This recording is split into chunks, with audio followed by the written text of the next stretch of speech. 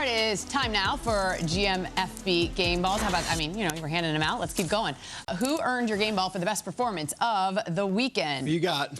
I'm going to follow in Derek Carr's footsteps. I'm giving Josh McDaniels my game ball. Okay. Gets his first win as a head coach for the Las Vegas Raiders. Got a chance to be around McDaniels. Great dude, cares about his players.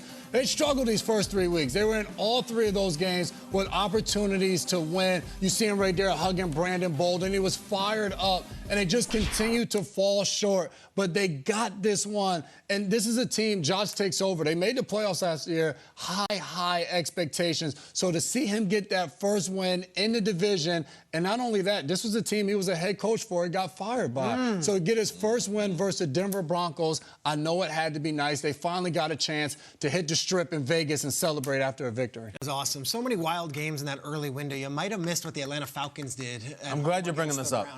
Browns come in with this 1-2 running back attack of Chubb and Hunt, and they're running the ball right down the Falcons' throats. And then something happens in the second half where the Falcons running backs are like, you know what?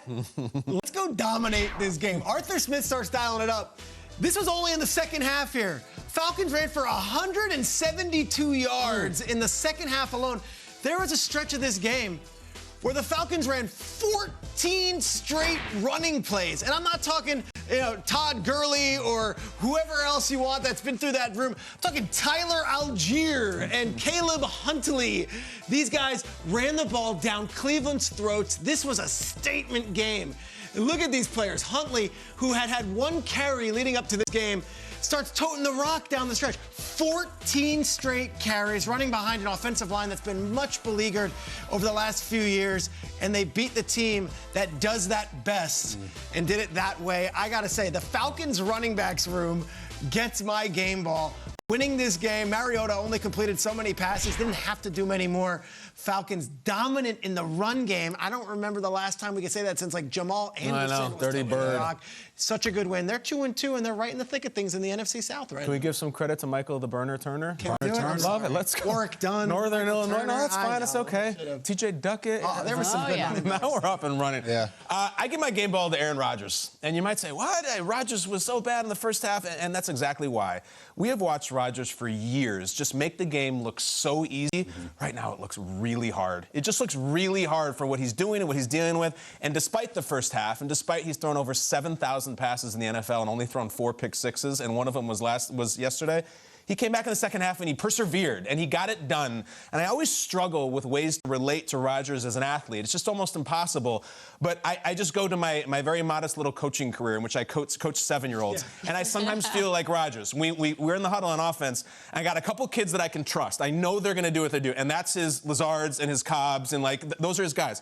But then there's these other guys you got to play with. And I will sit here and tell this kid 5 times, including as we're walking up to the line, hand off right, hand off right, hand off right, hand off right. God bless the kid, he snaps it and goes hand off left. And you're just, I love you, let's try it again.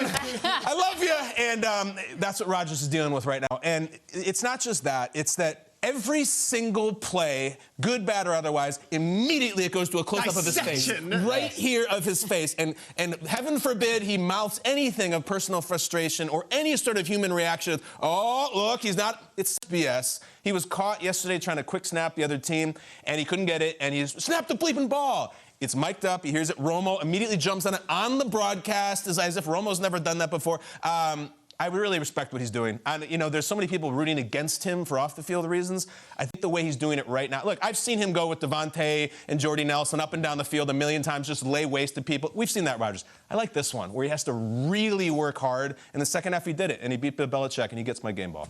I'm going to go off the beaten path a little bit for this one because I thought about doing this if the Bucs won the game last night. They didn't win the game, and I'm going to do it anyway. I'm going to go game ball to the relief workers that are tirelessly working down in Florida. There was a football game last night in Florida, and a couple of days ago that would have been inconceivable. And if you drive just about an hour and a half to 2 hours south of Tampa, they are dealing with total and utter devastation there. It was supposed to be a direct hit on Tampa, obviously very near and dear to my heart.